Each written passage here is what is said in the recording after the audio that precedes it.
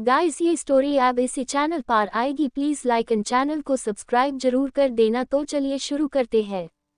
Black stallion group. दीक्षा तो बस college के शानदार इंटीरियर्स को देखने में बिजी थी, तभी उसकी उसी ग्रुप के एक लड़के से जोरदार टक्कर हो गई। दीक्षा ने तो खुद को संभाल लिया, पर वह लड़का गिर गया और उसका ग्रुप वहीं रुक गया। पहले तो वह लड़का गुस्से से भर गया, क्योंकि आज तक किसी ने भी उसे इस तरह टक्कर मारने की हिम्मत नहीं की थी। सभी कॉलेज में उस ग्रुप से डरते थे, उनसे पंगा लेना मतलब अपनी जिंदगी में आफत को दावे देने जैसा था। अब आगे दीक्षा भी थोड़ी घबरा सी गई, फिर उसने खुद को संभाला। वह लड़का जिसका नाम मयंक चावला था, वह एक बार के लिए दीक्षा को देखता ही रह गया। उस ग्रुप ने एक नजर दीक्षा को देखा, फिर एक दूसरे को देखकर डेविल स्माइल पास किया, क्योंकि उन्हें उनका अगला शिकार मिल गया था। उस ग्रुप की एक लड़की जो दिखने में काफी खूबसूरत लग रही थी, जिसका नाम तान्या सिंघल था। वह सामने आई और दीक्षा को देखते हुए बोली, न्यू एडमिशन ... चलो अब चुपचाप मयंक से माफी मांगो। दीक्षा भी फौरन बोली, जब गलती हम दोनों की ही थी तो सिर्फ मैं अकेली माफी क्यों मांगू? ... दीक्षा का कहना बिल्कुल ठीक था। हाँ, उसका सामने की तरफ ध्यान नहीं था, पर वे सभी भी तो बड़ी शान से चले आ रहे थे, जैसे कि ये पूरा कॉलेज उनके बाप का हो। उन्हें दीक्षा से इस जवाब की बिल्कुल भी उम्मीद नहीं थी। दीक्षा पहली ऐसी शख्स थी जिसने उन्हें उल्टा जवाब देने की हिम्मत दिखाई थी। उसका जवाब सुनकर एक दूसरी लड़की बोली, ओह, हिम्मत तो देखो इसकी, हमसे जुबान लड़ा रही है। चुपचाप सॉरी बोलो, वरना कॉलेज का पहला दिन तुम्हारे लिए लाइफ टाइम की मेमोरी बनकर रह जाएगा। अब दीक्षा को भी गुस्सा आने लगा। वह जनरली किसी लड़ाई झगड़े में नहीं पड़ती थी, लेकिन कोई अगर उसे सामने से चैलेंज करे तो वह उसकी इच्छा भी जरूर पूरी करती थी। वह भी पूरे जोश में आकर बोली, अगर सॉरी नहीं बोला तो ... अब उस ग्रुप का पेशेंस जवाब दे गया। उनमें से एक तीसरी लड़की जिसका नाम शनाया लूथरा था, वह दीक्षा की तरफ बढ़ने लगी। उसने दीक्षा के मुंह पर पंच मारने की कोशिश की, पर दीक्षा भी पहले से रेडी थी। वह तुरंत पीछे सरक गई, जिससे शनाया का बैलेंस बिगड़ा और वह मुंह के बल गिर गई। दीक्षा उसे फर्श पर यूं पड़ा देखकर खिलखिलाकर हंस पड़ी। अब तक कॉलेज के बाकी स्टूडेंट्स भी उनके आसपास घेरा लगा चुके थे, क्योंकि वो एक नई लड़की को अकेले ही इस ब्लैक स्टेलियन ग्रुप से पंगा लेते हुए देख रहे थे। इससे पहले कि शनाया दोबारा दीक्षा को हिट करने की कोशिश करती, दीक्षा ने उसे एक जोरदार पंच मारा, जिससे वह बौखला सी गई। ये तमाशा चल ही रहा था कि तभी कॉलेज के एक प्रोफेसर भीड़ देखकर वहां आ गए। उन्हें देखकर सभी बच्चे वहां से हट गए। जब सामने का नजारा देखा तो उन्हें बहुत गुस्सा आया। वह गुस्से से बोले, क्या हो रहा है यहाँ? कॉलेज कैंपस को तुम लोगों ने बैटल ग्राउंड बना रखा है ... दीक्षा ने अपनी बात रखी तो प्रोफेसर ने ब्लैक स्टेलियन ग्रुप को वार्न किया कि आइंदा से वे इस तरह से किसी को परेशान करते दिखे तो ठीक नहीं होगा। उस ग्रुप की समझ में भी नहीं आ रहा था कि आज तक किसी भी प्रोफेसर की उनके खिलाफ जाने की हिम्मत नहीं हुई, तो आज एक लड़की के लिए प्रोफेसर ने उन्हें वार्न किया। वे सभी गुस्से से पागल हो गए, क्योंकि आज किसी ने उनके ईगो को चैलेंज किया था। वे गुस्से से पैर पटकते हुए वहां से चले गए, पर जाते जाते दीक्षा को एक लुक देते हुए गए कि वे इसका बदला जरूर लेंगे। उनके जाते ही स्टूडेंट्स के भीड़ से दो लड़कियां बाहर आई और दीक्षा को शाबाशी देते हुए बोली, वाह यार, क्या मजा चखाया तुमने उन्हें। आज तक किसी की भी हिम्मत नहीं हुई थी उनसे पंगा लेने की। स्टूडेंट तो छोड़ो, किसी टीचर की भी हिम्मत नहीं होती थी उन्हें कुछ कहने की। दीक्षा, उन्होंने जबरदस्ती मुझसे माफी मंगवाना चाह रहे थे।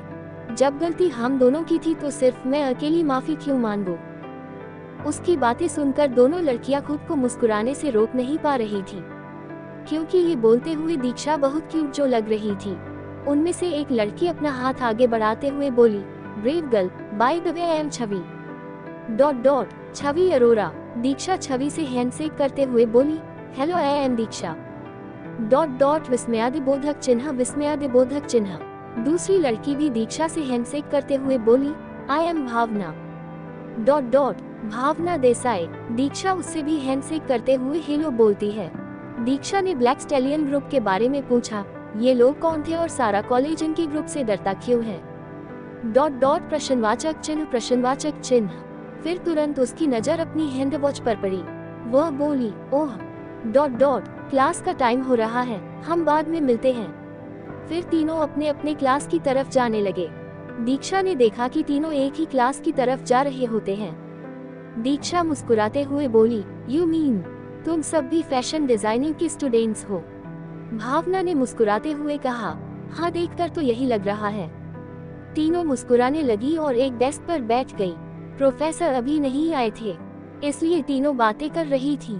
दूसरी तरफ वह प्रोफेसर जिसने ब्लैक स्टेलियन ग्रुप और दीक्षा की लड़ाई को रोका था, वह सीधे डीन के कैबिन में आ गया, जहां प्रिंसिपल, वाइस प्रिंसिपल और डीन तीनों मौजूद थे।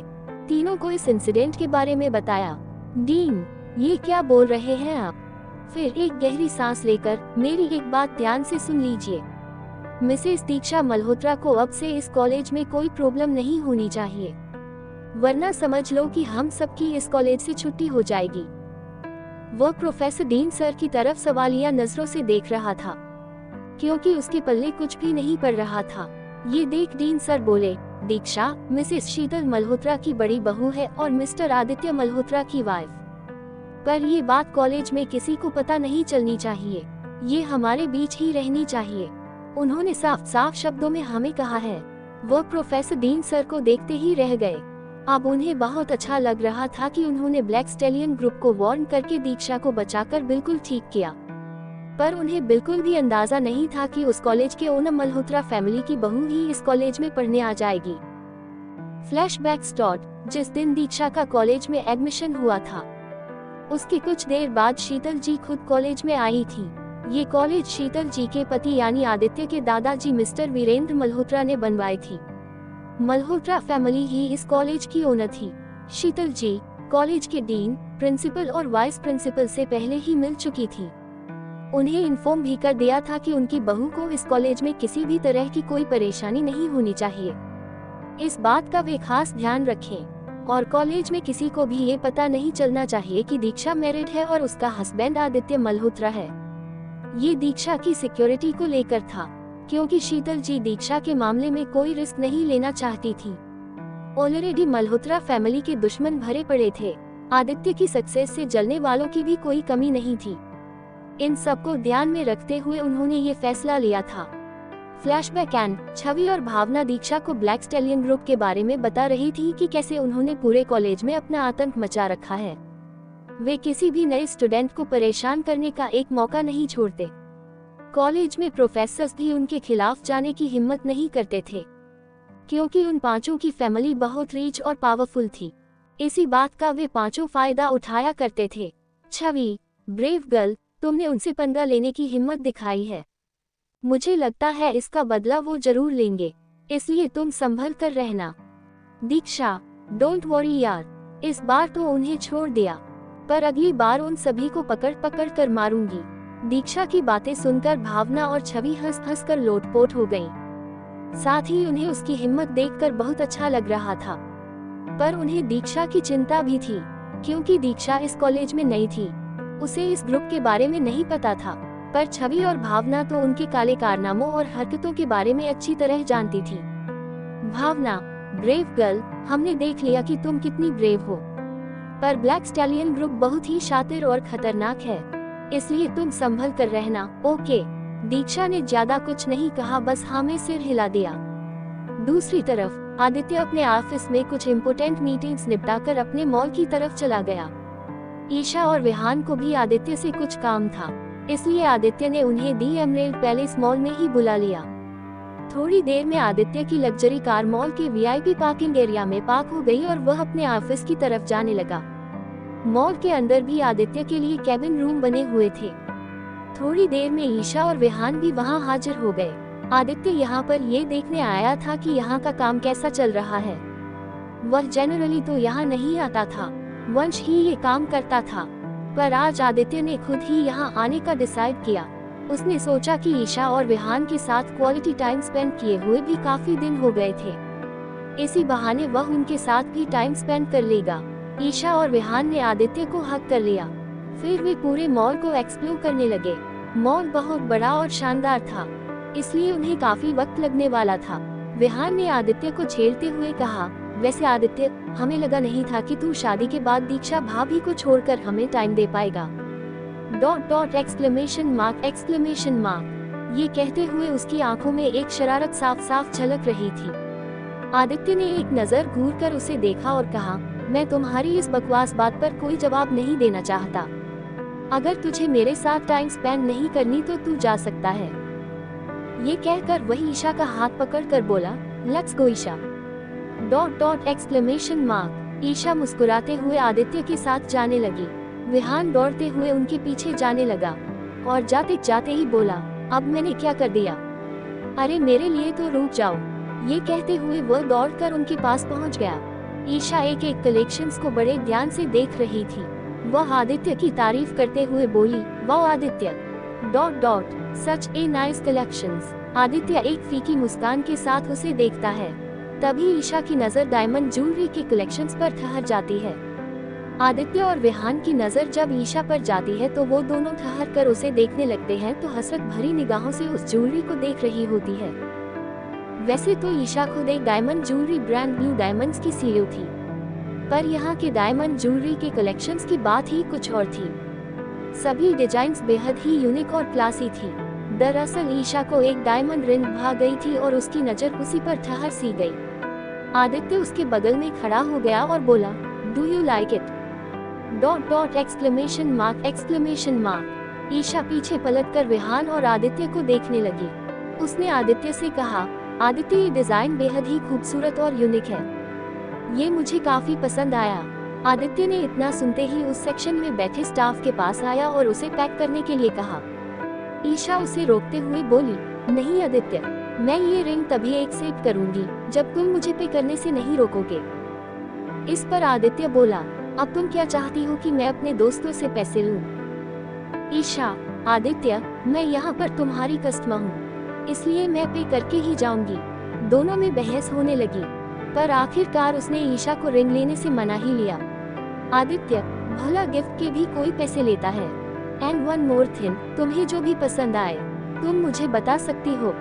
ईशा, आदित्य, तुम्हें नहीं लगता कि भाभी के लिए भी तुम्हें गिफ्ट लेकर जाना चाहिए? ईशा के ऐसा बोलने पर आदित्य कुछ नहीं बोला।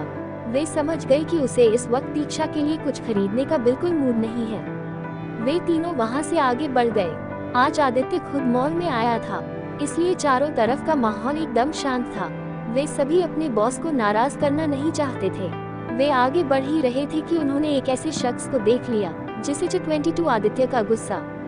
ईशा के ऐसा बोलने पर आदित्य कुछ नहीं बोला। वे समझ गए कि उसे इस वक्त दीक्षा के लिए कुछ खरीदने का बिल्कुल मूड नहीं है। वे तीनों वहां से आगे बढ़ गए। आज आदित्य खुद मॉल में आया था, इसलिए चारों तरफ का माहौल एकदम शांत था। वे सभी अपने बॉस को नाराज करना नहीं चाहते थे। वे आगे बढ़ ही रहे थे कि उन्होंने एक ऐसे शख्स को देख लिया जिसे देखकर आदित्य और ईशा का तो मुंह ही बन गया। अब आगे ये और कोई नहीं, दिशा कपूर ही होती है। वही सोचकर उसके मॉल आई थी कि शायद उसकी किस्मत आज बहुत अच्छी निकल जाए और उसे यहाँ आदित्य भी मिल जाए। सच में आज दिशा की किस्मत बहुत अच्छी थी। जैसे ही उसकी नजर आदित्य के हैंडसम चेहरे पर पड़ी, वो दौड़ती हुई उसकी तरफ आ गई, जिसे तीनों ने पहले ही देख लिया था। उसे देखकर ईशा मन ही मन बोली, ओह गॉड, किसकी शक्ल दिख गई। वह सीधे आकर आदित्य के गले लग गई, ये जानते हुए भी कि अब वह मैरिड है। दिशा को इससे कोई फर्क नहीं पड़ता था कि आदित्य मैरिड है या नहीं। वह तो हर हाल में आदित्य को पाना चाहती थी, जिसकी वो आदित्य को उसकी पकड़ से ही पता चल रही थी। आदित्य ने एक झटके में ही उसे दूर कर दिया और उसे घूरते हुए बोला, कितनी बार कहा है दूर रहा करो मुझसे। ये सुनकर दिशा का मुंह ही बन गया। वह ईशा की तरफ देखते हुए बेमन से बढ़ी तो उसने अपना हाथ आगे बढ़ा दिया। ईशा ने रहा सहा कसर ये करके पूरा कर दिया। दिशा बेमन से हाथ मिलाने लगी, फिर विहान की तरफ प्यार से देखते हुए उसके गले लग गई। विहान ने भी उसे हक कर लिया। ईशा विहान को घूर कर देखने लगी, जिससे वह एक पल में ही उससे दूर हो गया। दिशा कपूर, आदित्य, ईशा विहान के साथ ही कॉलेज में पढ़ा करती थी, पर उस वक्त वह आदित्य के करीब नहीं आ पाई थी। उस वक्त आदित्य की उससे दोस्ती भी नहीं थी। बाद में जब दिशा को पता चला कि आदित्य के दादा और दादी की उसके दादा दादी के साथ अच्छा रिलेशन है, तो उसे मौका मिल गया आदित्य के करीब जाने का। मल्होत्रा फैमिली का कपूर फैमिली से अच्छा रिलेशन का कारण भी दिशा के दादा दादी ही थे, जो अब इस दुनिया से जा चुके थे। पर उनके गुण दिशा के डैड मिस्टर तेज कपूर में तो बिल्कुल भी नहीं थे। आदित्य और शीतल जी इस बात को भी अच्छी तरह जानते थे कि मिस्टर और मिसेस कपूर का नेचर कैसा है, पर दिशा के दादा दादी का मान रखने के लिए अब तक उनसे अच्छा रिश्ता बनाए हुए थे। पर इसका मतलब ये नहीं था कि वे उनके असली इरादों से अनजान थे। आदित्य अच्छी तरह जानता था कि कपूर फैमिली उससे दिशा की शादी करवाना चाहते हैं, पर वह ये भी जानता था कि वह किसी भी कीमत पर दिशा से तो शादी बिल्कुल नहीं करेगा। वह दिशा से क्या किसी से भी शादी नहीं करना चाहता था, क्योंकि उसे लगता था कि कोई भी लड़की उससे सिर्फ इसलिए शादी करेगी क्योंकि वह बहुत अमीर और पावरफुल है। कोई उससे नहीं बल्कि उसके स्टेटस, उसके रुतबे से शादी करना चाहेगा। और अपने पास्ट को ध्यान में रखकर वह समझ चुका था कि अब वह किसी को भी अपनी लाइफ में कोई प्लेस नहीं देगा। पर दीक्षा के केस में वह हर बार भूल जाता था कि उसके साथ पास्ट में क्या हुआ है। उसकी मासूमियत और सादगी के आगे उसका दिल हर बार हार जाने को हो जाता था। दीक्षा से उसकी कोई पर्सनल दुश्मनी नहीं थी, न ही उससे कोई शिकायत थी। वह एक मासूम सी लड़की है, इसका पता अब धीरे धीरे आदित्य को चलने वाला था। अपने दर्दनाक पास्ट और धोखे की वजह से आदित्य को दीक्षा को एक्सेप्ट करने में बहुत प्रॉब्लम हो रही थी। वह चाहकर भी दीक्षा के करीब नहीं आ पा रहा था। पर यह कहना गलत नहीं होगा कि उसके दिल में दीक्षा के लिए कुछ है, पर किसी रीजन की वजह से वह उसे पूरी तरह उसके दिल में हावी होने से पहले ही खत्म कर देना चाहता था। दिशा चहकते हुए आदित्य की तरफ देखकर बोली, सच में आज मेरा दिन बहुत अच्छा था जो तुम मुझे यहाँ मिल गए। आदित्य ने उसकी इस बात पर कोई रिएक्शन नहीं दिया, तो दिशा ने अपनी बातें दोबारा रखते हुए कहा, आदित्य चलो ना हम शॉपिंग करते हैं। उसके ऐसा कहते ही ईशा गुस्से से लाल होने लगी थी। वह भी समझती थी कि दिशा उन लड़कियों में से है जो हर हाल में उसे पाना चाहती है। उसका तो बहुत मन कर रहा था ये कह देने का कि आदित्य मैरिड है और उसकी तुमसे भी कई गुना खूबसूरत बीवी है, पर उसने अपने आप को रोक लिया। आदित्य उन दोनों की तरफ देखते हुए बोला, I think we should leave now. ... मुझे ऑफिस में कुछ इम्पोर्टेंट काम है। ये कहते हुए उसने दिशा को पूरी तरह इग्नोर कर दिया और वहाँ से निकल पड़ा। ईशा और विहान भी उसके पीछे पीछे आ गए और अपनी कार में बैठकर वहाँ से निकल गए।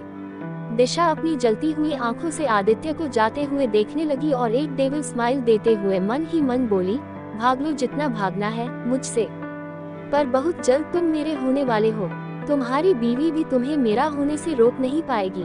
तब देखती हूँ तुम मुझे कैसे इग्नोर करते हो। दूसरी तरफ कॉलेज में ब्लैक स्टैलियन ग्रुप अपनी जलती आंखों के साथ बस यही सोच रहे थे कि दीक्षा से बदला कैसे लिया जाए। ये कॉलेज का एक खतरनाक ग्रुप था जो हर किसी को परेशान करने से बाज नहीं आता था। इस ग्रुप में 5 लड़के और लड़कियां थीं, दिया भाटिया, तान्या सिंघल, शनाया लूथरा, करण माथुर और मयंक चावला। पांचों के पांचों रिच और पावरफुल बैकग्राउंड से बिलोंग करते थे, इसलिए उनके खिलाफ जाने की किसी में हिम्मत नहीं होती थी, क्योंकि ऐसा करने की हिम्मत करने वालों के साथ अगले दिन कुछ न कुछ बुरा हो ही जाता था। दूसरी तरफ नित्या ने जब अपना असाइनमेंट सबमिट करने के लिए अपना इनवेल्ट में से स्केचेस के पेपर निकाले तो वह बस देखती ही रह गई। उसे बिल्कुल भी यकीन नहीं हो रहा था कि ये हैंडमेड है। उसके मुंह से धीरे से निकाला, वाओ। नित्या ने इतना इमेजिन नहीं किया था कि दीक्षा की ड्राइंग इतनी अच्छी होगी। वो तो बस अपने स्केचेस को देखे जा रही थी। दीक्षा ने इतनी खूबसूरती से अपनी कलाकारी की थी कि यह एकदम रियल लग रहा था। उसकी यह ड्राइंग देखकर उसकी फ्रेंड सिया भी उसकी तारीफ करने लगी, ओह माय गॉड. नित्या, तेरी ड्राइंग तो सुपर्ब है यार। नित्या भी मुस्कुराने लगी और धीरे से सिया के कानों में बोली, वो एक्चुअली ये ड्राइंग मेरी भाभी ने बनाई है, पर टीचर को ये बात पता नहीं चलनी चाहिए, वरना मैं असाइनमेंट में फेल हो जाऊंगी। Siya, don't worry dear, ma'am को पता नहीं चलेगा। तू अपनी भाभी से कहियो, उनकी ड्राइंग स्किल बहुत कमाल की है। नित्या मुस्कुराते हुए हाँ में सिर हिला देती है। जब मैम के हाथों में वो ड्राइंग गई तो उनका तो उस पर दिल आ गया। वो क्लास के सभी बच्चों को उसे दिखाने लगी और नित्या की भी बहुत तारीफ होने लगी। पर ये बात सिर्फ नित्या और सिया ही जानती थी कि तारीफ की असली हकदार तो दीक्षा है, पर नित्या सच्चाई नहीं बता सकती थी। कॉलेज खत्म होने के बाद दीक्षा कैंपस से निकलकर बाहर आ गई। वह मन ही मन सोचने लगी, पहला दिन ही ऐसे धमाके के साथ बिता है तो आगे के दिन कैसे बीतने वाले हैं। जो भी हो पर मुझे संभल कर रहना होगा, क्योंकि भावना और छवि ठीक ही कह रही थी, मैं उनके बारे में ज्यादा नहीं जानती। अगर मुझसे बदला लेने के लिए वे किसी भी हद तक गिर गए तो मेरी हेल्प करने वाला तो यहाँ कोई भी नहीं है। इसलिए दीक्षा, चाहे कुछ भी हो तुझे संभल कर रहना होगा। दादी माँ ने मेरा इसलिए कॉलेज एडमिशन करवाया है ताकि मैं अपनी फैशन डिजाइनिंग का सपना पूरा कर सकूं। इसलिए मुझे इन फालतू के झगड़ों में नहीं पड़ना चाहिए। ये सोचते हुए वह एक ऑटो में बैठ गई और मल्होत्रा हाउस के लिए निकल गई। घर पहुंचने के बाद दीक्षा सीढ़ियों से होते हुए सीधे अपने कमरे में चली गई। अपने बैकपैक को साइड में रखा और फ्रेश होने के लिए वॉशरूम में चली गई। आज का ये दिन बहुत ही बिजी रहा। वह थक भी गई थी, इसलिए उसने शॉवर ले लिया। शॉवर लेने से दीक्षा रिलैक्स फील करने लगी। उसने कपड़े चेंज किए और नीचे आ गई। बाहर आकर वह थोड़ी देर गार्डन में टहलने लगी। फिर आधे घंटे बाद वह अपने रूम की तरफ जा ही रही थी कि उसकी नजर फिर से वरुण जी पर पड़ी। इस बार वरुण जी की नजरें भी दीक्षा पर टिक गई। दोनों ने एक दूसरे को देखा। दीक्षा उनके बारे में जानना और समझना भी चाहती थी कि आखिर उनके और आदित्य के बीच ऐसा क्या हुआ जिससे उन दोनों के रिश्ते की डोर टूट गई। दीक्षा की आंखें बहुत कुछ पूछ रही थी और बहुत कुछ जानने की चाह में थी। फिर कुछ सोचकर दीक्षा ने अपने कदमों को रोक दिया और अपने कमरे की तरफ चली गई। ऊपर आकर वह सीधे अपने बालकनी के पास आ गई और वरुण जी के बारे में सोचने लगी। वह चाह कर भी इस बात को भुला नहीं पा रही थी। उसने तय किया कि चाहे कुछ भी हो जाए वह इसके बारे में पता करके ही रहेगी, क्योंकि जब तक वो इसके बारे में जान नहीं लेगी वह सोच सोच कर परेशान हो जाएगी और उसे नींद भी नहीं आएगी। वह ये भी जानना चाहती थी कि आदित्य ऐसा क्यों है, वो क्यों सबसे घुल मिलकर नहीं रहता। रात को डिनर के बाद सभी अपने अपने कमरे में आ गए, पर आदित्य तो अभी तक ऑफिस से घर भी नहीं आया था। दीक्षा बालकनी के पास खड़ी होकर ही सोचने में बिजी थी। रात के 11 बजे आदित्य घर वापस आया। वह अपना लैपटॉप बैग कॉफी टेबल पर रखकर वॉशरूम में फ्रेश होने के लिए चला गया। वह जैसे ही फ्रेश होकर बाहर आया, सोफे पर आराम से बैठ गया। दीक्षा उस वक्त बेड में बैठकर किसी गहरी सोच में डूबी हुई थी। आदित्य ने एक नजर उसकी तरफ देखा। वो जनरली तो ज्यादा बातें नहीं करता था, जितनी जरूरत होती थी उससे एक शब्द भी ज्यादा नहीं बोलता था। और दीक्षा आदित्य की ये बात नोटिस कर चुकी थी। दोनों इस मामले में एक दूसरे के बिल्कुल ओपोजिट थे। आदित्य जरूरत से ज्यादा बातें नहीं करता था, वहीं दीक्षा दीक्षा तो बिल्कुल चैटर बॉक्स थी। बस आदित्य के सामने ही उसकी जुबान नहीं चलती थी। आदित्य ने उसे अपने पास बुलाया। दीक्षा अपने छोटे छोटे कदमों से उसके पास आई और सोफे में बैठ गई। आदित्य एकदम सपाट होकर उससे पूछा, कैसा रहा कॉलेज में पहला दिन? Question mark. दीक्षा को लगा नहीं था कि आदित्य उसकी हाल चाल की खबर रखना चाहेगा। वह पहले तो इस सवाल से शॉक्ड रह गई, फिर उसे आज उसके और ब्लैक स्टैलियन ग्रुप के पंगे की याद आने लगी। आदित्य उसके हाव भाव को नोटिस कर रहा था। उसने अपने ख्यालों से बाहर आते हुए बोली, ठीक रहा। यह कहकर वह दोबारा किसी सोच में गुम हो गई। ये बेशक आदित्य और उसके डैड के रिश्ते को लेकर ही थी। आदित्य ने अपनी सर्द आवाज में उसकी तरफ देखे बिना ही पूछा, क्या सोच रही हो? Question mark. दीक्षा ने बहुत सोचा कि आदित्य को ये बताए कि नहीं बताए, पर उसने अपने डर को काबू में करते हुए उससे ये पूछ ही लिया, आप अपने डैड से यूं कटे कटे से क्यों रहते हैं? प्रश्नवाचक चिन्ह। मैं हमेशा उन्हें देखती हूँ, बस अपने में ही गुमसुम रहते हैं। Question mark. दीक्षा ने जैसे ही ये कहा, आदित्य उसकी तरफ देखते हुए अंगारे उगलने लगा। दीक्षा ये देखकर बिल्कुल ही डर से कांप उठी। ऐसा लगा जैसे उसने आदित्य के अंदर के घाव को अपने इस सवाल से कुरेद दिया हो। वह अपनी जलती आंखों के साथ उसके दोनों बाजुओं को कसकर पकड़ लेता है और आग बरसती हुई आंखों के साथ बोला, मैंने तुमसे पहले भी कहा था, पर लगता है तुम भूल गई हो। लेकिन कोई बात नहीं, मैं फिर से याद दिला देता हूँ। तुम इस फैमिली का हिस्सा बनने की कोशिश मत करो, और मेरी वाइफ बनने की तो बिल्कुल भी नहीं। तुम्हें कोई हक नहीं है इस सवाल का जवाब जानने की, इसलिए अपनी हद में रहो, समझी? आदित्य के ये वर्ड्स दीक्षा के दिल को चुभ गए। उसे इस तरह सुनाने के बाद वह सीधे अपने स्टडी रूम में चला गया। दीक्षा तो बस सुनती ही रह गई। उसे बिल्कुल भी समझ नहीं आया कि आदित्य ने इस तरह से क्यों रिएक्ट किया। उसके कठोर लहजे में कही बातों ने दीक्षा के दिल को चोट पहुंचा दिया। आदित्य ने अपनी ऑफिस की सारी फ्रस्ट्रेशन भी दीक्षा पर ही निकाल दी। वह बेड पर आई, एक कोने की तरफ लेट गई। उसकी आंखों में यकायक आंसू आ गए, क्योंकि आज तक उससे उसके पापा ने भी इस तरह से बात नहीं की थी। बेशक दीक्षा को बहुत बुरा लग रहा था। CH23 दीक्षा के कॉलेज में रोशनी। आदित्य के ये वर्ड्स दीक्षा के दिल को चुभ गए। उसे इस तरह सुनाने के बाद वह सीधे अपने स्टडी रूम में चला गया। दीक्षा तो बस सुनती ही रह गई। उसे बिल्कुल भी समझ नहीं आया कि आदित्य ने इस तरह से क्यों रिएक्ट किया। उसके कठोर लहजे में कई बातों ने दीक्षा के दिल को चोट पहुंचा दिया। आदित्य ने अपनी ऑफिस की सारी फ्रस्ट्रेशन भी दीक्षा पर ही निकाल दी। वह बेड पर आई, एक कोने की तरफ लेट गई। उसकी आंखों में यकायक आंसू आ गए, क्योंकि आज तक उससे उसके पापा ने भी इस तरह से बात नहीं की थी। बेशक दीक्षा को बहुत बुरा लग रहा था। अब आगे दीक्षा ऐसे ही आंसू बहाते हुए एक कोने में सिमट कर सो गई। आदित्य जब बेडरूम में वापस आया तो उसकी नजर दीक्षा पर गई। वह बिल्कुल खाली नजरों से उसे देखने लगा। ठंड की वजह से दीक्षा नींद में ही ठिठुर रही थी। ये देखकर आदित्य बिना टाइम वेस्ट किए उसे ब्लैंकेट ओढ़ा देता है। ब्लैंकेट ओढ़ाते समय उसका ध्यान उसके गालों पर गया, जहां आंसुओं की लकीरें बन गई थी। वह भी समझ रहा था कि इसकी वजह भी वो खुद है। उसने एक नजर दीक्षा के मासूम चेहरे को देखा और एक ब्लैंकेट लेकर सोफे में सो गया। सुबह जब दीक्षा की नींद खुली तो उसने आदित्य को सोफे पर सोया हुआ पाया। वो समझ गई कि वह उसके उस सवाल से नाराज हो गया है।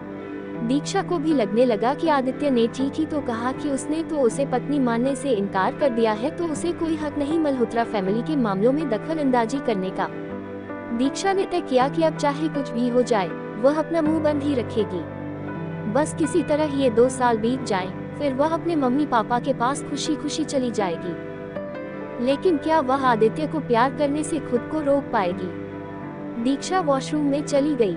शोवर लेने के बाद जैसे ही उसने पहनने के लिए अपने कपड़े लेने लगी, वह तो भूल ही गई कि वह कपड़े लाना ही भूल गई है। अब उसके पास टॉवल में बाहर निकलने के अलावा कोई ऑप्शन नहीं था। उसे लगा कि आदित्य तो अभी अपने जिम में होगा, इसलिए वह बिना झिझक के बाहर आ गई। पर जैसे ही वह बाहर आई, उसकी नजर सामने पसीने से तरबतर आदित्य पर पड़ी, जो कि अपना टी शर्ट जो कि पसीने से भीग चुका था को उतार रहा था। आदित्य की निगाहें भी दीक्षा पर टिक गई। वह टॉवेल दीक्षा के थाइस तक आ रही थी, जिससे उसकी गोरी टांगें बहुत अच्छी तरह दिखाई दे रही थी। उसके गीले बाल जो उसकी गोरी स्किन पर चिपक गए थे। उसे इस तरह देखकर आदित्य को एक अलग सी फीलिंग आने लगी, जिससे वह बिल्कुल अनजान था। आदित्य के इस तरह से देखने पर दीक्षा एम्बारेस हो गई। वह जल्दी से अपने नजरों को झुका देती है, क्योंकि आदित्य इस वक्त शर्टलेस था। इससे पहले कि आदित्य अपना कंट्रोल खो देता, वह जल्दी से वॉशरूम में आया और दरवाजा बंद करके खुद को शांत करने की कोशिश करने लगा। फिर शोवर ऑन करके वह उसके नीचे खड़ा हो गया। उसे भी समझ नहीं आ रहा था कि उसे दीक्षा को देखते ही क्या हो जाता है। थोड़ी देर बाद दोनों रेडी हो चुके थे। दीक्षा तो पहले ही नीचे आ चुकी थी। आदित्य थोड़ी देर में नीचे आ गया। लाइट ब्लू कलर की फॉर्मल शर्ट और ब्लैक पैंट के कॉम्बिनेशन वाले 3 पीस सूट में वह बेहद डैशिंग लग रहा था। ऊपर शर्ट के 2 बटन खुले हुए थे और एक कलाई में उसकी एक्सपेंसिव रिस्ट वॉच उसके लुक को और भी सेक्सी और क्लासी बना रहा था। दीक्षा आज ब्लू कलर के फ्रॉक ड्रेस में बेहद खूबसूरत लग रही थी, जो उसके नी लेंथ तक आ रही थी। जब सभी डाइनिंग टेबल पर आ गए थे तो नित्या ने दीक्षा के ड्राइंग स्किल को बताया कि कैसे उसके बनाए स्केचेस की उसकी स्कूल में चर्चा है। साथ ही वह अपने मोबाइल पर क्लिक किए फोटोज भी सबको दिखाती है। शीतल जी दीक्षा की तारीफ करते हुए बोली, वाओ बेटा ... सच में आपकी ये स्किल तो बहुत ही शानदार है। थैंक यू दादी माँ ... विस्मयादिबोधक चिन्ह। ईशान और मोहित भी चहकते हुए बोले, वाओ भाभी आप तो बहुत टैलेंटेड हैं। ... एक्सक्लेमेशन मार्क। उन सबके कॉम्प्लीमेंट्स सुनकर दीक्षा स्माइल करते हुए सबको थैंक यू बोलती है। आदित्य भी दीक्षा की ये स्किल देखना चाहता था, पर वह चुपचाप ही रहा। नताशा जी ने अपनी शातिर आंखों से तारिका जी को आदित्य की तरफ देखने के लिए कहा। ईशान दीक्षा की तरफ देखते हुए बोला, भाभी आज शाम को मैं बाहर घूमने जाने की सोच रहा हूँ, तो आप मेरे साथ चल रही हैं? दीक्षा सवालिया नजरों से ईशान की तरफ देखते हुए बोली, पर कहाँ? ... प्रश्नवाचक चिन्ह। पर इससे पहले ही मोहित बीच में बोल पड़ा, ब्रो तुम अपना प्लान कैंसिल करो, क्योंकि आज शाम भाभी मेरे साथ मूवी देखने चल रही हैं। मोहित की बातें सुनकर ईशान भी ताव में आ गया। वह एक नजर घूरकर उसकी तरफ देखते हुए बोला, नहीं भाई, तू अपना प्लान पोस्टपोन कर ले, क्योंकि भाभी तो आज मेरे साथ ही जाएंगी। दोनों में इस बात को लेकर तगड़ी बहस होने लगी कि दीक्षा किसके साथ जाएगी। अपनी लड़ाई में वे ये तक भूल गए कि आदित्य अभी भी डाइनिंग टेबल पर मौजूद है, पर उन दोनों पर तो जैसे आदित्य के होने या न होने से कोई फर्क ही नहीं पड़ रहा था। जब यह कोल्ड वार थमने का नाम नहीं ले रही थी तो आदित्य को बीच में आना ही पड़ा। इनफ, एक तेज आवाज से पूरा डाइनिंग एरिया साइलेंट हो गया। बेशक यह आदित्य की ही आवाज थी।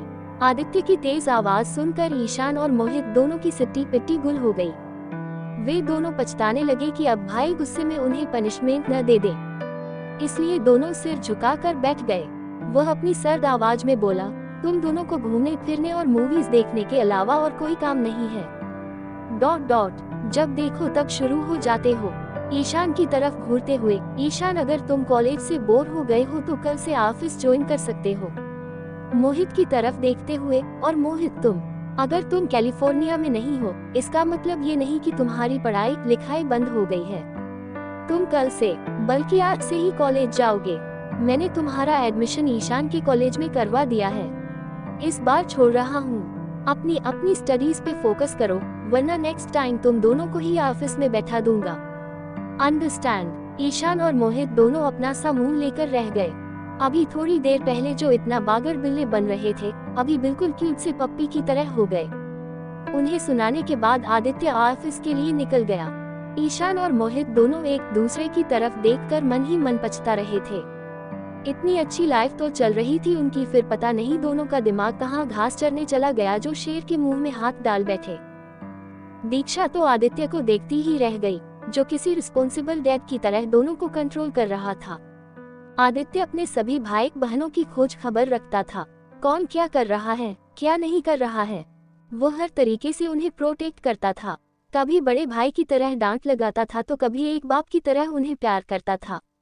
बस फर्क इतना था कि वह कभी जताता नहीं था कि वह उनसे कितना प्यार करता था। नित्या दोनों की हालत देखकर हंसने लगी। ये देखकर ईशान और मोहित का मुंह ही बन गया। दोनों नित्या की तरफ मुंह लटकाए हुए बोले, हाँ स्लो प्रिंसेस ... कभी हमारी भी बारी आएगी। उन्हें इस तरह मुंह लटकाए देखकर नित्या उन्हें डांटते हुए बोली, अरे आप दोनों को भाई के सामने चूहे बिल्ली की तरह लड़ने के लिए किसने कहा था? अब भुगतो।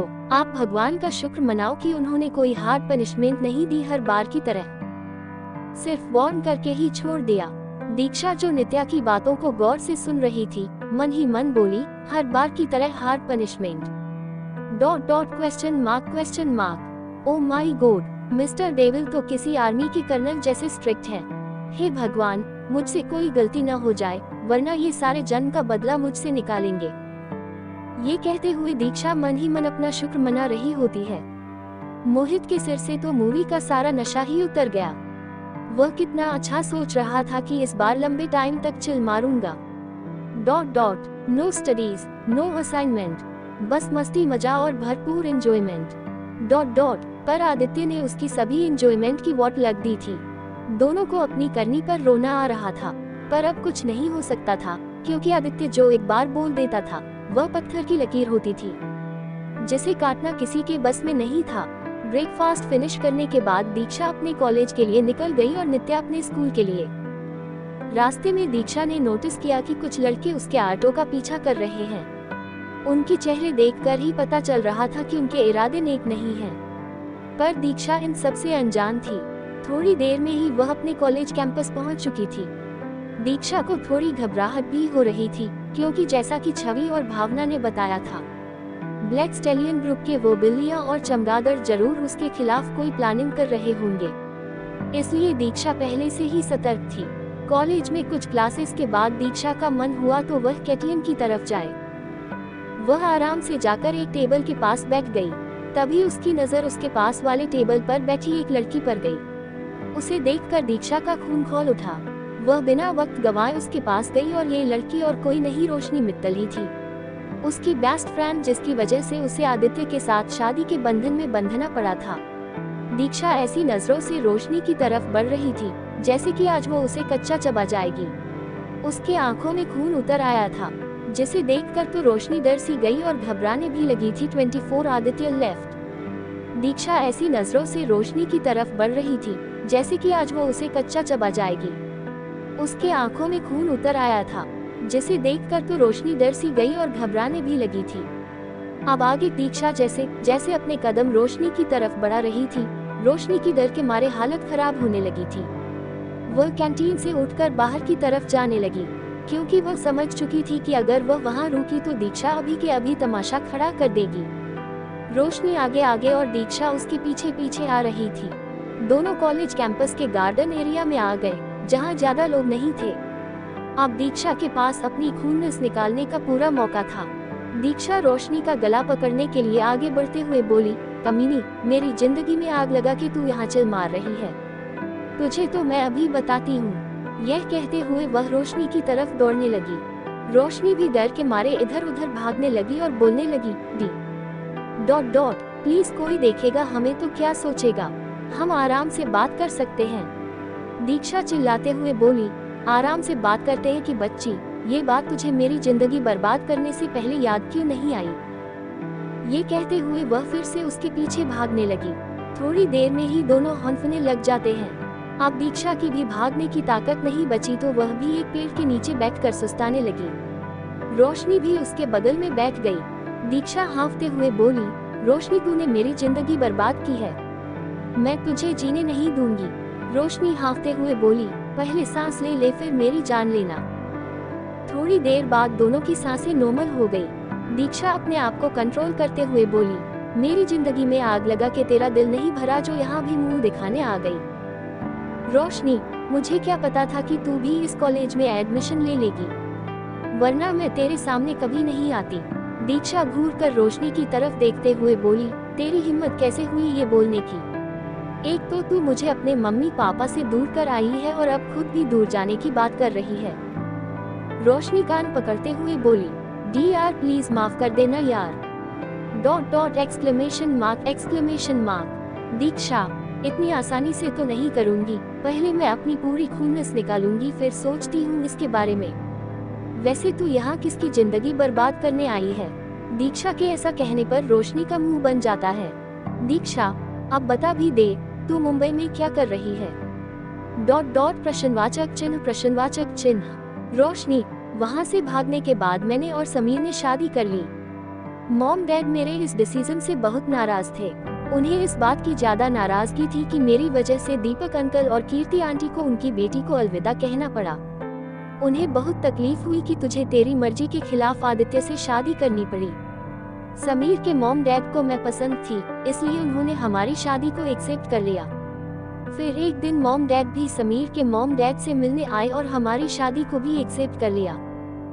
दीक्षा, हम तो आखिरकार तू मिस मित्तल से मिसेस कपाड़िया बन ही गई। रोशनी दीक्षा की तरफ देखते हुए बोली, दीक्षा प्लीज यार अब मुझे माफ कर भी दे। दीक्षा, बिल्कुल नहीं। डॉट डॉट पता है तेरी वजह से मैं कितना रोई हूँ। जिंदगी में पहली बार अपने मम्मी पापा से दूर होना पड़ा है मुझे और उस खड़ूस आदित्य मल्होत्रा से शादी करनी पड़ी। रोशनी आदित्य का साइड लेते हुए बोली, दीक्षा, मिस्टर मल्होत्रा उतने भी बुरे इंसान नहीं है। दीक्षा मुंह बनाते हुए बोली, आहा, इतने भी बुरे इंसान नहीं हैं। उनके साथ तू रहती है या मैं? बेवकूफ कहीं की, दिमाग से पैदल तो पहले से ही है। डॉट डॉट पर मेरी मती भी मारी गई थी उस दिन। तेरी शादी में आना ही नहीं चाहिए था, न मैं आती और न ही इस शादी में फंसती। रोशनी, बस भी कर न यार। डॉट डॉट मुझे बहुत बुरा लग रहा है। दीक्षा, लगना भी चाहिए। तू अगर मेरी बेस्ट फ्रेंड नहीं होती न तो अभी मैं तेरा खून पी जाती और तेरी लाश के टुकड़े करके चमगादड़ों को खिला देती। रोशनी आंखें बड़ी करके दीक्षा को देखने लगी। दीक्षा, तू दोस्त है या दुश्मन? डॉट डॉट लगता है मिस्टर मल्होत्रा के साथ रहकर उनकी प्रॉपर्टी तुझ में आ गई है। दीक्षा, अब तू मिस्टर डेविल के बारे में बात नहीं करे तो ही अच्छा है। रोशनी सवालिया नजरों से दीक्षा की तरफ देखते हुए बोली, अब ये मिस्टर डेविल कौन है? Dot dot question mark. Diksha, तेरे मिस्टर मल्होत्रा का निक नेम ही मैंने मिस्टर डेविल रखा है। Dot dot exclamation mark. ये सुनकर रोशनी मुस्कुराने लगी और दीक्षा को छेड़ते हुए बोली, मिस्टर डेविल ... लगता है तुझे वो बहुत परेशान करते हैं, इसलिए तूने ऐसा नाम रखा होगा। ये कहते हुए उसकी आंखों में शरारत साफ झलक रही थी। दीक्षा समझ रही थी कि उसके कहने का इशारा किस तरफ है। वह चिढ़ते हुए बोली, देख रोशनी, मैं बहुत मुश्किल से अपने आप को कंट्रोल कर रही हूँ। कहीं ऐसा ना हो जाए कि आज मेरे हाथों तेरा खून हो। रोशनी उसे शांत करते हुए बोली, अच्छा वो सब छोड़ और ये बता कि मिस्टर मल्होत्रा के साथ तेरी जिंदगी कैसी चल रही है। दीक्षा अपने चेहरे पर एक जबरदस्ती की स्माइल लेकर बोली, मैं तुझे बता नहीं सकती कि उनके साथ मेरी जिंदगी कितनी अच्छी चल रही है। गुस्सा तो उन्हें जैसे आता ही नहीं है, दिन रात बस मेरे पीछे ही लगे रहते हैं। मुझे हर एक घंटे में मेरी फेवरेट चॉकलेट लाकर देते हैं, कृतिका दी की तरह अपनी गोद में सुलाते हैं। रोशनी, अरे वाह ... विस्मयादिबोधक चिन्ह। दीक्षा एक नजर घूरकर उसे देखती है और बोली, वाह की बच्ची ... तूने क्या शादी के पहले मिस्टर मल्होत्रा को देखा नहीं था, बस ऐसे ही हाँ कर दी थी शादी के लिए? ... रोशनी, देखा था यार। दीक्षा, तो उस वक्त उनकी शक्ल देखकर तुझे क्या समझ आया था, या उस दिन भी आंखें और दिमाग घर में छोड़ आई थी? रोशनी, हम ... शक्ल देखकर तो यही लगा था कि बहुत अकड़ू और गुस्से वाले इंसान हैं और बहुत सीरियस टाइप के भी। दीक्षा, तो तुझे क्या लगता है कि मुझसे शादी करने के बाद उनकी ये अकड़ूपन, सीरियसनेस और गुस्सा खत्म हो गया होगा? रोशनी, डोंट वरी यार, सारे आदमी शादी से पहले ऐसे ही होते हैं, पर बीवी के आने के बाद वे बदल जाते हैं। I am sure mister Malhotra को भी तुझसे प्यार हो जाएगा और एक दिन ऐसा भी आएगा जब तुझे भी उनसे प्यार हो जाएगा। रोशनी की इस बात पर दीक्षा हंसने लगी, प्यार और दीक्षा को ...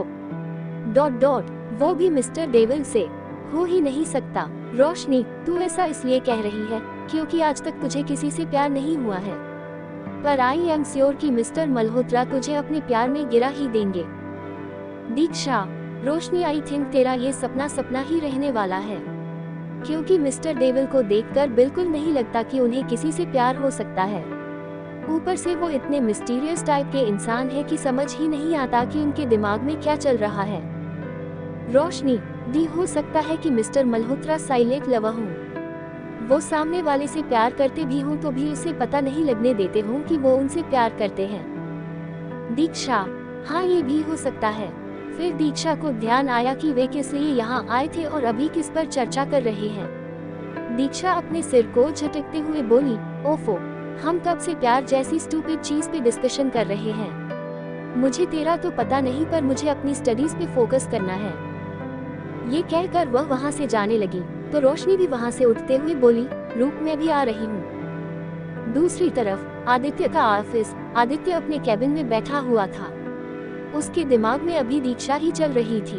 वह सोच रहा था कि जब से वह मल्होत्रा हाउस में आई है और उसके साथ रह रही है, उसके साथ कुछ अलग अलग सा हो रहा है। उसे समझ नहीं आ रहा था कि दीक्षा को देखकर उसे वैसी फीलिंग क्यों आती है। वह ये सब सोच कर परेशान हो रहा था। उसे अब दीक्षा पर गुस्सा आने लगा, उसे उसके नाम से चिढ़ होने लगी। वह मन ही मन बोला, उसकी हिम्मत कैसे हुई मुझे परेशान करने की। अगर मैं ज्यादा दिन उसके साथ रहा तो पागल हो जाऊंगा। I think I should leave my room for some days... विस्मयादिबोधक चिन्ह। आदित्य थोड़े दिनों के लिए दीक्षा से दूर जाना चाहता था ताकि वह अपनी इस फीलिंग को दबा सके। उसने वंश को कॉल करके न्यूयॉर्क के लिए फ्लाइट की टिकट बुक करवाई। वह आज ही इंडिया से बाहर जाने वाला था। फिर वह दीक्षा के ख्यालों से बाहर निकलकर अपने काम में फोकस करने लगा। थोड़ी देर में उसके केबिन में किसी ने नोट किया। आदित्य ने कम इन कहा तो वह शख्स अंदर आ गया। यह आदित्य का लॉयर था जो अपने हाथों में प्रॉपर्टी के पेपर्स लेकर आया था। वह आदित्य को पेपर्स देते हुए बोला, सर इसमें आप सिग्नेचर कर दीजिए... फिर एक तरफ इशारा करते हुए बोला, और यहाँ मैडम का सिग्नेचर... एक्सक्लेमेशन मार्क। आदित्य ने उसे जाने के लिए कहा और उन प्रॉपर्टी के पेपर्स को देखने लगा। उसे देखकर एक बार फिर उसे दीक्षा पर गुस्सा आने लगा। उसने मन ही मन कहा, लड़कियों को यही तो चाहिए होता है। ये कहते हुए उसके चेहरे पर एक अलग सा गुस्सा साफ साफ नजर आ रहा था। शाम 6 बजे तक वह घर वापस आ गया था। दीक्षा भी तब तक आ गई थी। उसने एक सर्वेंट को अपना सामान पैक करने के लिए कहा। दीक्षा ये सब देख रही थी, पर उसकी हिम्मत नहीं हो रही थी कि वह उससे पूछे। तभी आदित्य उन प्रॉपर्टी के पेपर्स को दीक्षा के सामने रखकर उसे उन पर साइन करने के लिए कहा। दीक्षा को तो पहले समझ ही नहीं आया कि ये क्या है। वह उन पेपर्स को देखने में बिजी हो गई। ये देखकर आदित्य गुस्से से उसे बोला, तुम्हें एक बार में बात समझ नहीं आती क्या? ... क्वेश्चन मार्क। दीक्षा सहमते हुए बोली, वो मैं बिना जाने किसी भी पेपर्स पर साइन नहीं करती, इसलिए पहले आप मुझे बता दीजिए कि ये कौन से पेपर्स है, फिर मैं साइन कर दूंगी। दीक्षा ने हिम्मत करके पूछा। आदित्य ने बिना सोचे समझे दीक्षा से कह दिया, ये वही पेपर्स हैं जिनके लिए तुमने मुझसे शादी की है। दीक्षा को तो अभी भी समझ नहीं आ रहा था कि आदित्य के कहने का क्या मतलब है, पर उसने अब ज्यादा बहस करना सही नहीं समझा और चुपचाप उन पेपर्स पर साइन कर दिया। उसके बाद आदित्य ने भी उन पर साइन कर दिया और पेपर्स को अपने लॉकर में संभाल कर रख दिया। अब तक आदित्य का लगेज भी पैक हो चुका था। वह उसे पकड़कर वहां से जाने लगा, क्योंकि शाम 7 बजे उसकी फ्लाइट थी। उसे लगेज लेकर बाहर जाते देख दीक्षा पूछ बैठी, आप कहीं जा रहे हैं? ... प्रश्नवाचक चिन्ह। इसके जवाब में आदित्य बोला, क्यों, तुम्हें मेरे जाने से प्रॉब्लम है? ... प्रश्नवाचक चिन्ह। दीक्षा को समझ नहीं आ रहा था कि आजकल आदित्य को हो क्या गया है। वह हर बात का उल्टा जवाब क्यों दे रहा है, जबकि उसने तो नॉर्मल सा सवाल ही पूछा था। पर दीक्षा चुप ही रही, उसने कुछ भी नहीं कहा। वह वॉशरूम की तरफ फ्रेश होने के लिए आ गई। आदित्य भी अपना सामान लेकर कार में बैठ गया। उस वक्त हॉल में ज्यादा लोग नहीं थे, इसलिए किसी को पता नहीं चला कि आदित्य कहीं जा रहा है। ये पहली बार नहीं था जब आदित्य बिना बताए कहीं जा रहा हो रिवेंज। दीक्षा को समझ नहीं आ रहा था कि आजकल आदित्य को हो क्या गया है। वह हर बात का उल्टा जवाब क्यों दे रहा है, जबकि उसने तो नॉर्मल सा सवाल ही पूछा था। पर दीक्षा चुप ही रही, उसने कुछ भी नहीं कहा। वह वॉशरूम की तरफ फ्रेश होने के लिए आ गई। आदित्य भी अपना सामान लेकर कार में बैठ गया। उस वक्त हॉल में ज्यादा लोग नहीं थे, इसलिए किसी को पता नहीं चला कि आदित्य कहीं जा रहा है। ये पहली बार नहीं था जब आदित्य बिना बताए कहीं जा रहा हो। अब आगे शाम को डिनर के वक्त जब आदित्य नहीं दिखा तो शीतल जी को डाउट हुआ। उन्होंने दीक्षा से पूछा, बेटा आदित्य कहीं गया है क्या? ... प्रश्नवाचक चिन्ह। हाँ दादी माँ, वो शाम को ही कहीं निकल गए, पर कहाँ गया है बेटा? ... प्रश्नवाचक चिन्ह। दादी माँ, इसके बारे में तो उन्होंने मुझे कुछ नहीं बताया। ये सुनकर शीतल जी ने कुछ नहीं कहा, पर आदित्य की इस हरकत से इस बार वो खफा जरूर थी। शीतल जी का मानना था कि पहले आदित्य सिंगल था तो फिर भी समझ आता था कि वह किसी को बिना बताए चला जाता था, पर अब उसकी जिंदगी में कोई था जिसे पता होना चाहिए कि वह कहाँ जा रहा है। यह न्यूज़ सुनकर तो नताशा जी और तारिका जी की बाछें खिल गई, क्योंकि इससे अच्छा मौका उन्हें दोबारा नहीं मिलने वाला था। वे इसका पूरा फायदा उठाने की फिराक में थीं। उनके बगल में बैठा आर्यन, उसके दिमाग में भी कुछ चल रहा था। साथ ही वह एक नजर दीक्षा को भी निहार रहा था, पर इस बार वह उसके इस नजर से अनजान थी। ईशान और मोहित भी आदित्य के जाने की खबर से कहीं न कहीं राहत में थे, वरना तो उन्हें लगा था कि उनके आदित्य भाई के अंदर का डिसिप्लिन वाला इंसान फिर से जागने वाला है। फिर उनकी जिंदगी किसी आर्मी ट्रेनिंग से कम नहीं होने वाली थी, इसलिए वे खुश थे। अब कुछ दिनों तक उन्हें आदित्य का सामना नहीं करना पड़ेगा। दिन के बाद सभी अपने अपने रूम में आ गए। शीतल जी आदित्य को कॉल करने लगी, पर फ्लाइट में होने की वजह से उसका कॉल नहीं लगा। रात के लगभग 12 बजे आदित्य का कॉल बैक आया। हेलो आदि बेटे, आप कहाँ जा रहे हैं? दादी माँ, मुझे कुछ इम्पोर्टेंट काम की वजह से तुरंत न्यूयॉर्क के लिए निकलना पड़ा। आदित्य ने बातें बनाते हुए कोल्ड टोन में कहा, पर शीतल जी अच्छी तरह जानती थी कि जरूर बात कुछ और ही है। बेटा, कम से कम आपको दीक्षा को तो बताकर जाना चाहिए था। दादी माँ, मैं पहले भी तो ऐसे ही बिना बताए जाता था और अब भी यही कर रहा हूँ। तब की बात और थी, पर अब आपकी शादी हो चुकी है बेटा।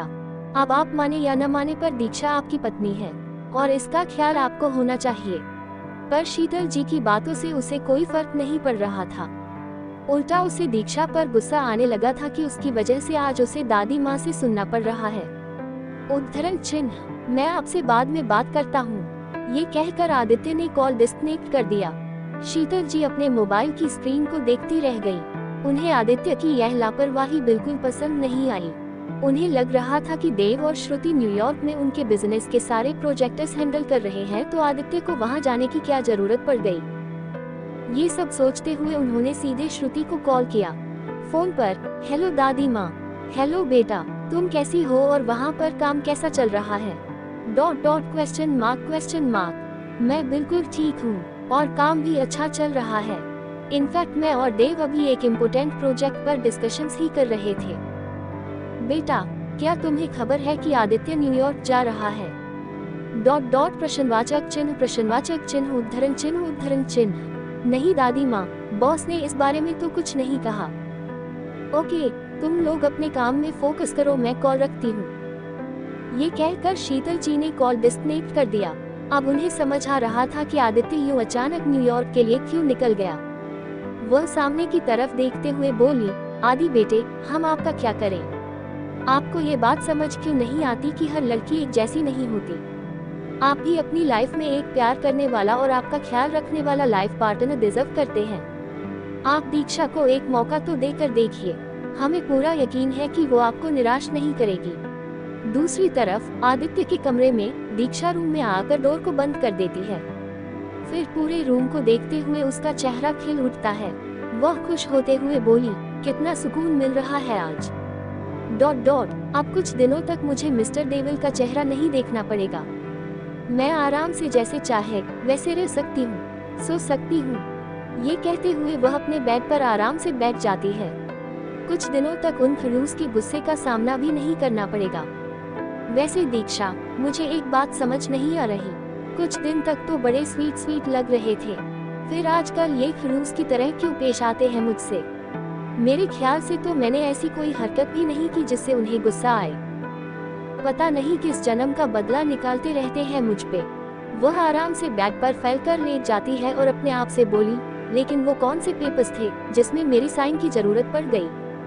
और उन्होंने ऐसा क्यों कहा कि मैंने जिसकी वजह से यह शादी की वो इन पेपर्स में है?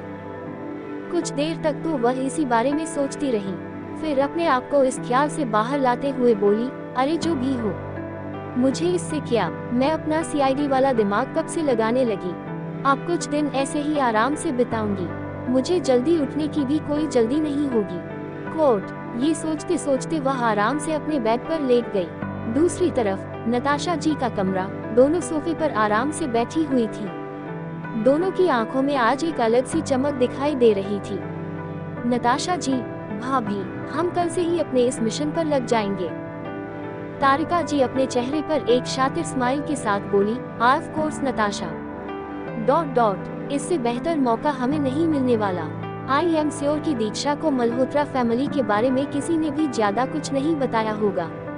अब तक उसे वरुण को देखकर भी यह क्वेश्चन बार बार माइंड में आ रहा होगा कि ऐसी क्या वजह रही जिससे आदित्य और उसके डैड का रिश्ता अब इस तरह हो गया है। ये कहते हुए दोनों एक दूसरे को विनिंग स्माइल देने लगी। अगली सुबह दीक्षा की नींद सुबह 8 बजे खुली, क्योंकि आज उसे जगाने के लिए आदित्य जो नहीं था। सुबह उठकर वह फ्रेश होने के लिए सीधे वॉशरूम में चली गई, फिर रेडी होकर नीचे ब्रेकफास्ट के लिए आ गई। आज ईशान और मोहित भी अपने कॉलेज जाने के लिए रेडी थे। मोहित का मुंह लटका हुआ था क्योंकि उसे कॉलेज जाने का बिल्कुल मन नहीं था। अगर वह कॉलेज नहीं जाता तो ये बात आदित्य को पता चल जाती और उसकी पनिशमेंट डबल हो जाती। इस डर से वो भी बेमन से कॉलेज जाने के लिए रेडी हो गया। ब्रेकफास्ट के बाद सभी अपने अपने स्कूल और कॉलेज के लिए निकल गए। कॉलेज में दीक्षा शॉर्ट ब्रेक के वक्त पूरे कॉलेज कैंपस में घूम रही थी। रोशनी समीर से मिलने गई थी, इसलिए वह अकेली ही घूम रही थी। ब्लैक स्टैलियन ग्रुप के 5 मेंबर आज दीक्षा से रिवेंज लेने के फिराक में थे। वे बस मौके की तलाश में थे। घूमते घूमते दीक्षा को वॉशरूम जाने की जरूरत पड़ी तो वह वहीं पास में ही एक वॉशरूम में घुस गई। अंदर गई तो वह बस देखती रह गई। उसकी आंखें हैरानी से बड़ी बड़ी हो गई। वह काफी ऑकवर्ड फील कर रही थी क्योंकि वह गलती से गर्ल्स वॉशरूम की जगह बॉयज वॉशरूम में चली गई थी। कुछ लड़के तो नहाने के लिए आए थे तो सिर्फ टॉवेल में ही थे। ये देखकर दीक्षा को और ज्यादा ऑकवर्ड फील होने लगा। वह जैसे ही दरवाजा खोलने के लिए दरवाजे के पास आई, उसने पाया कि दरवाजा किसी ने बाहर से बंद कर दिया था। वह हैरान रह गई क्योंकि वह देखकर ही आई थी कि यह गर्ल्स वॉशरूम है। वह दरवाजा खोलने की कोशिश करने लगी और वॉशरूम में मौजूद सारे लड़कों का ध्यान तो सिर्फ दीक्षा पर ही था, जो अपनी अजीब नजरों से उसे देखने लगे थे। दीक्षा जोर जोर से दरवाजा खटखटाने लगी कि शायद कोई बाहर से उसे खोल दे, पर वहां आसपास कोई नहीं था दीक्षा को सुनने के लिए। वॉशरूम में मौजूद सभी लड़के दीक्षा की इस सिचुएशन का मजा उठा रहे थे। उनमें से एक लड़का बोला, लगता है आज नहाने में बहुत मजा आने वाला है। ये सुनकर वहां मौजूद बाकी लड़के भी हंस पड़े। उनकी यह हंसी दीक्षा के कानों में चुभ रही थी। दीक्षा को उनके इंटेंशन देखकर डर भी लगने लगा। वह सोचने लगी कि अगर उन सब ने मिलकर उसके साथ कुछ गलत करने की कोशिश की तो वह क्या करेगी। बेशक उसे फाइटिंग आती थी, पर एक साथ इतने सारे लड़कों से निपटना आसान नहीं होता। एक तो उसका फोन भी उसके पास नहीं था, जिससे कि वह छवि या भावना को कॉल करके हेल्प के लिए बुला पाती। दीक्षा को अब बहुत डर लगने लगा। वह भगवान से प्रे करने लगी। तभी कुछ लड़के अपने गंदे इरादे लेकर उसकी तरफ बढ़ने लगे। दीक्षा का ध्यान उनकी तरफ बिल्कुल नहीं था। वह दरवाजे को इस आस से देख रही थी कि कोई आकर उसे खोल दे।